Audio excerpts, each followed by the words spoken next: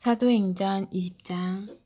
마케도니아와 그리스 사태가 진정되자 바울은 제자들을 불러 모아 에베소에서 선한 일을 지속하도록 격려했다. 그러고 나서 작별 인사를 하고 마케도니아로 떠났다. 그는 그 지역을 여행하며 각 모임을 방문할 때마다 끊임없이 사람들을 격려하여 사기를 높이고 그들에게 새로운 희망을 불어넣었다. 그 후에 바울은 그리스로 가서 석 달을 머물렀다. 그가 배를 타고 시리아로 떠나려는데 유대인들이 그를 해치려는 음모를 꾸몄다. 그래서 그는 다시 마케도니아를 지나는 육로로 길을 바꾸어 그들을 따돌렸다. 그 여정을 함께한 동료들은 베레아 출신 브로의 아들 소바더, 데살로니가 사람 아리스다고와 세군도, 더버 출신 가이오, 디모데, 그리고 서아시아 출신의 두 사람 두기고와 드로비모였다. 그들이 먼저 가서 드로아에서 우리를 기다렸다. 한편 우리는 유월절 주간을 빌립보에서 보낸 뒤에 배를 타고 떠났다. 우리는 닷새 만에 다시 드로아에 가서 한 주를 머물렀다. 일요일에 우리는 모여서 예배를 드리고 주님의 만찬을 기념했다. 바울은 회중에게 강론했다. 우리는 다음날 아침 일찍 떠날 예정이었으나 바울의 이야기가 밤늦게까지 길게 이어졌다. 우리가 모인 곳은 불을 환하게 밝힌 다락방이었다. 유두고라는 청년이 창을 열고 걸터 앉아 있었다. 바울의 이야기가 계속되자 깊이 잠이 들었던 유두고가 3층 창문 밖으로 떨어졌다. 사람들이 일으켜보니 그가 죽어 있었다. 바울이 내려가서 그 위에 엎드려 그를 꼭 끌어안고 말했다. 그만들 우시오. 그에게 아직 생명이 있습니다. 그 후에 바울이 일어나서 주의 만찬을 베풀었다. 그는 새벽까지 믿음의 이야기를 계속해서 전했다. 그런 분위기 속에서 사람들이 떠났다. 바울과 회중은 각자의 길을 갔다. 다시 살아난 유두고를 데리고 가면서 그들은 모두 생명으로 충만했다. 한편 남은 우리는 먼저 배를 타고 아소로 향했다. 거기서 우리는 바울을 태울 계획이었다. 바울이 아소까지 걸어가기를 원해서 미리 일정을 맞춰둔 것이었다. 이 일은 계획대로 되어 우리는 아소에서 그를 만나 배에 태우고 미둘레네로 향했다. 이튿날 우리는 기호 맞은편에 들렸다가 다음날 사모를 거쳐 밀레도에 이르렀다. 바울은 아시아에서 시간을 지체하지 않으려고 에베소를 지나치기로 했다. 그는 오순절에 맞춰 예루살렘에 도착하려고 서둘렀다. 예루살렘으로. 바울이 밀레도에서 에베소로 사람을 보내 회중의 지도자들을 불렀다. 그들이 도착하자 바울이 말했다. 여러분도 알다시피 나는 아시아에 도착한 첫날부터 전적으로 여러분과 함께 지냈습니다. 어떤 상황에서도 목숨을 걸고 주님을 섬겼고 나를 죽이려는 유대인들의 끝없는 계략을 참아냈습니다. 나는 어떤 경우에도 인색하게 굴거나 입속을 챙기지 않았고 여러분의 삶에 변화를 가져다 줄 진리와 격려의 말을 여러분에게 아낌없이 주었습니다. 나는 여러분을 사람들 앞에서나 여러분의 집에서 가르치면서 유대인에게나 그리스 사람에게나 똑같이 하나님 앞에서 삶을 근본적으로 고치고 우리 주 예수를 철저히 신뢰하도록 당부했습니다. 그러나 지금 내 앞에는 또 하나의 긴급한 일이 있습니다. 예루살렘으로 가야 한다는 부담입니다. 거기에 가면 무슨 일이 벌어질지 나는 전혀 모릅니다. 쉽지 않을 것이 분명합니다. 내 앞에 고난과 토옥이 있을 것을 성령께서 거듭해서 분명히 말씀해 주셨습니다. 그러나 그것이 나에게는 별로 중요하지 않습니다. 나에게 가장 중요한 것은 하나님께서 시작하신 일을 마치시는 것입니다. 주 예수께서 내게 맡긴 사명, 곧 믿을 수 없을 만큼 후히 베푸시는 하나님의 자비를 내가 만나는 모든 사람에게 알리는 것입니다. 오늘은 작별의 날입니다. 여러분은 나를 다시는 보지 못할 것입니다. 나도 여러분을 다시는 보지 못할 것입니다. 나는 오랫동안 여러분 사이를 오가며 이제 막이 오른 하나님 나라를 선포했습니다. 나는 여러분을 위해 최선을 다했습니다. 내 모든 것을 여러분에게 주었으며 여러분을 향한 하나님의 뜻을 하나도 남김없이 전했습니다. 이제 모든 것이 여러분에게 달려 있습니다. 여러분은 자신을 위해서나 양떼인 회중을 위해서나 긴장을 늦추지 마십시오. 성령께서 이 하나님의 사람들을 여러분에게 맡기셔서 교회를 지키시고 보호하게 하셨습니다. 하나님께서 친히 이들을 위해 죽을 가치가 있다고 여기셨습니다. 내가 떠나자마자 흉악한 이리들이 나타나서 이 양들을 맹렬히 공격하리라는 것을 압니다. 여러분의 무리 중에서 나온 자들이 제자들을 유혹하여 예수 대신에 자기들을 따르게 하려고 왜곡된 이야기를 할 것입니다. 그러니 늘 깨어 경계하십시오. 지난 3년 동안 내가 여러분과 함께 끝까지 포기하지 않고 견디면서 여러분 한 사람 한 사람에게 내 마음을 쏟았던 것을 잊지 마십시오. 이제 나는 여러분을 놀라우신 우리 하나님께 맡겨드립니다. 하나님의 은혜로운 말씀이 여러분을 그분이 원하시는 모습으로 만드실 수 있고 이 거룩한 형제들의 이 공동체에서 여러분에게 필요한 것을 다 공급해 주실 수 있습니다. 여러분이 잘 알다시피 나는 재물이나 유행에는 관심이 없습니다. 나는 내 자신과 또 나와 함께 일하는 사람들의 기본적인 필요를 맨손으로 해결했습니다. 무슨 일을 하든지 약한 사람들 편에서 일하고 그들을 이용하지 않아야 한다는 것을 여러분에게 본으로 보였습니다. 받는 것보다 주는 것이 훨씬 행복하다고 하신 우리 주님의 말씀을 늘 기억한다면 여러분은 이 부분에서 잘못되지 않을 것입니다. 말을 마치고 나서 바울은 무릎 꿇고 기도했다. 그들도 다 무릎을 꿇었다. 하염없이 눈물이 흘렀다. 그들은 바울을 꼭 붙들고서 그를 보내려고 하지 않았다. 그들은 이제 다시는 그를 보지 못할 것을 알았다. 그렇게 되리라고 바울이 아주 분명히 말했기 때문이다. 마음이 몹시 아팠으나 마침내 그들은 용기를 내어 그를 배까지 배웅했다. 21장 두로와 가이사랴 눈물 어린 작별을 뒤로하고 우리는 길을 떠났다.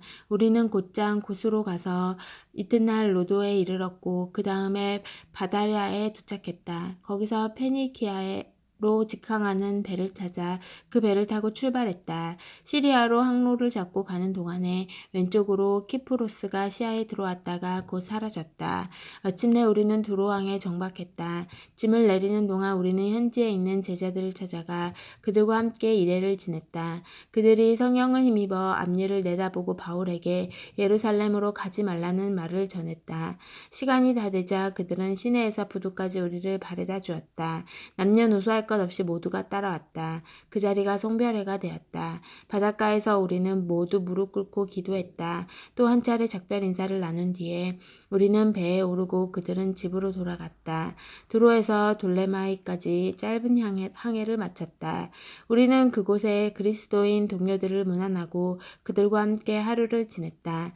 아침에 우리는 가이사랴로 가서 7사람 중 하나인 전도자 빌립의 집에 묵었다. 빌립에게는 예언하는 처녀딸 4명이 있었다.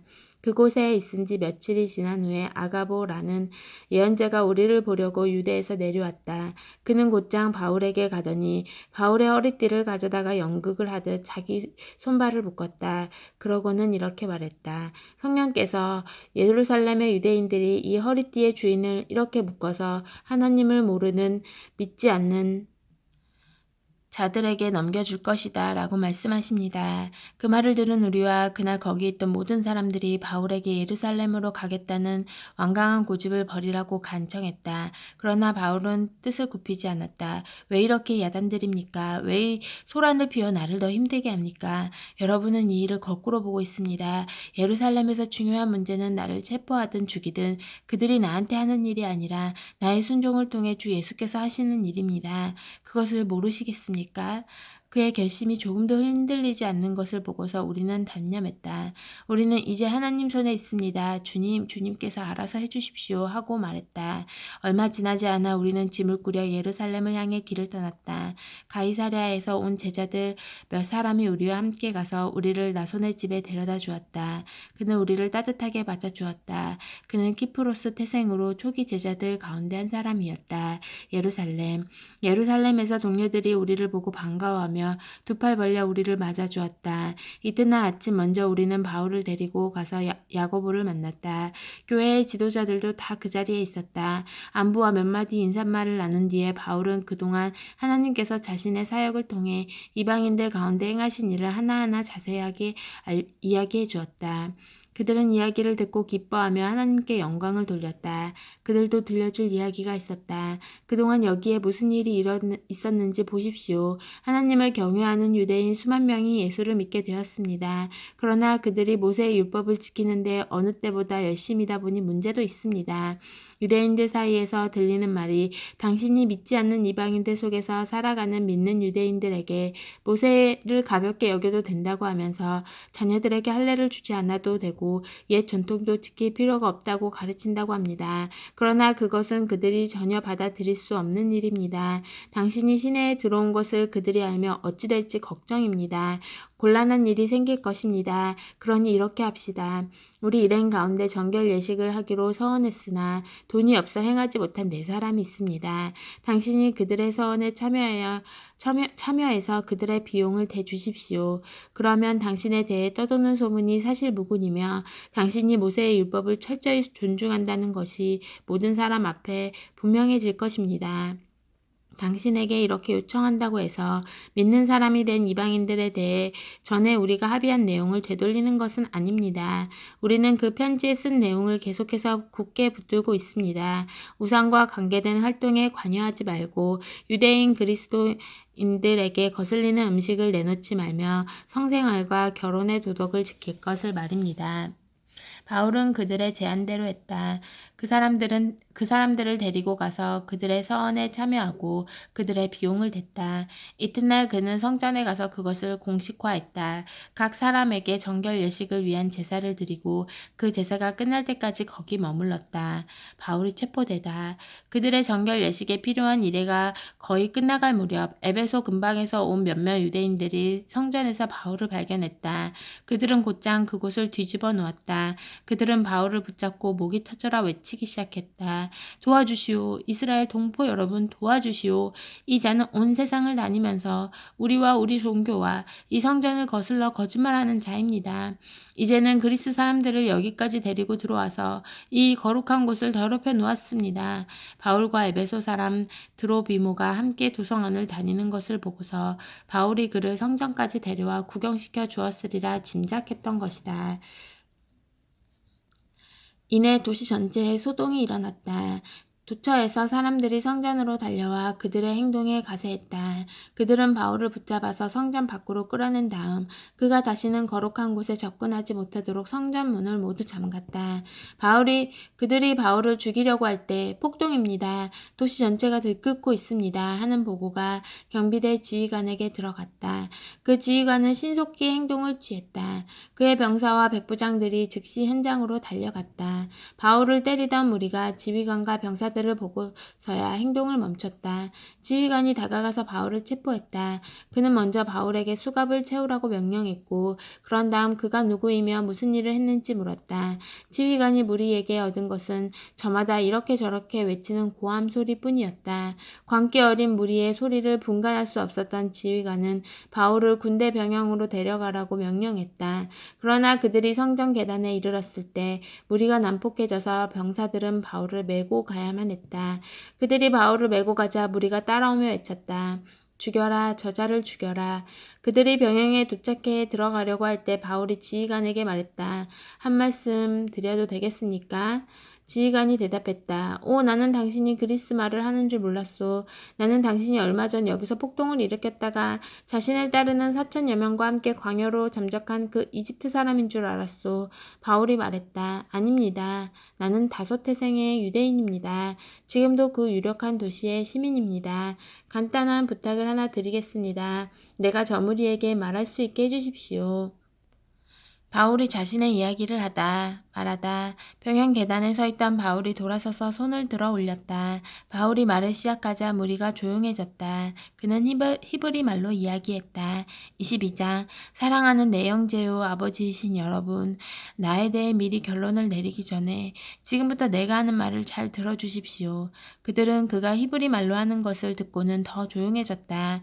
모두가 그의 말을 한마디도 놓치지 않으려고 했다. 그가 말을 이었다. 나는 갈리기아의 다소의 태어난 선량한 유대인입니다. 여기 예루살렘에서 교육받았고 랍비 가말리엘의 엄격한 지도 아래 우리 종교의 전통을 철저히 배웠습니다.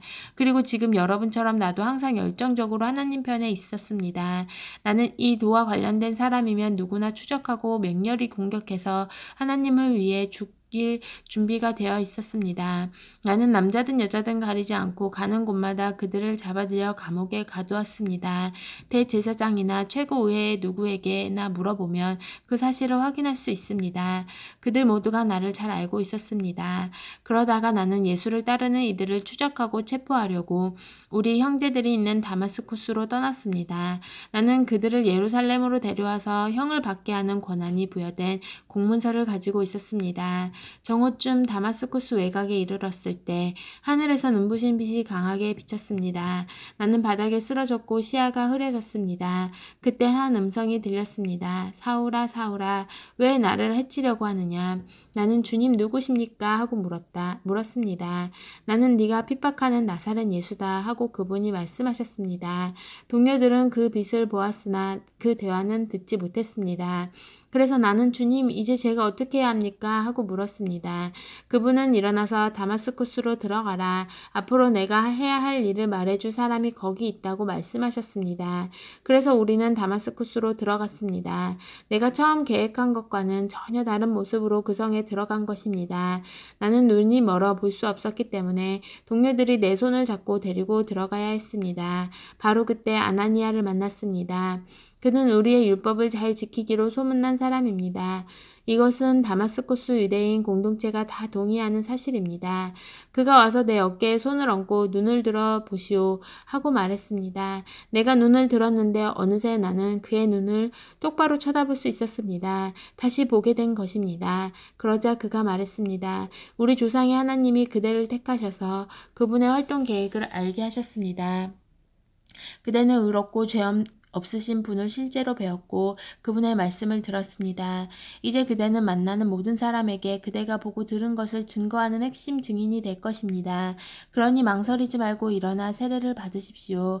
죄를 깨끗이 씻어내고 하나님과 직접 사귀십시오. 정말로 아나니아가 말한 대로 되었습니다.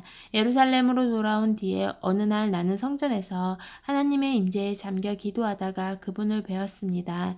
하나님의 의롭고 죄 없으신 분을 뵙고 그분께서 하시는 말씀을 들었습니다. 서둘러라. 최대한 서둘러 여기를 떠나라. 여기 예루살렘에 있는 유대인들 가운데 어느 누구도 네가 나에 대해 하는 말을 받아들이지 않을 것이다. 처음에는 반대했습니다. 저보다 적합한 사람이 누가 있겠습니까? 제가 주님을 믿는 사람들을 핍박하고 회당에서 마구 때리고 감옥에 가둔 일에 얼마나 열중했는지 모르는 사람이 없습니다. 주님의 증인 스데반이 살해될 때에도 바로 그 자리에서 제가 살인자들의 겉옷을 들고 그들을 응원했습니다. 그러나 이제 제가 완전히 돌아선 것을 그들이 알고 있습니다. 그러니 제게 무슨 자격이 더 필요하겠습니까? 그러나 그분은 이유를 묻지 말고 가거라. 내가 너를 멀리 이방인들에게로 보내겠다고 말씀하셨습니다. 로마 시민인 바울, 모여있던 사람들이 집중해서 듣다가 갑자기 소리를 질렀다. 저자를 죽여라. 버러지 같은 놈이다. 밟아버려라. 그들은 주먹을 휘둘렀다. 욕설이 쏟아졌다. 그때 지휘관이 끼어들어 바울을 병영으로 데려가라고 명령했다.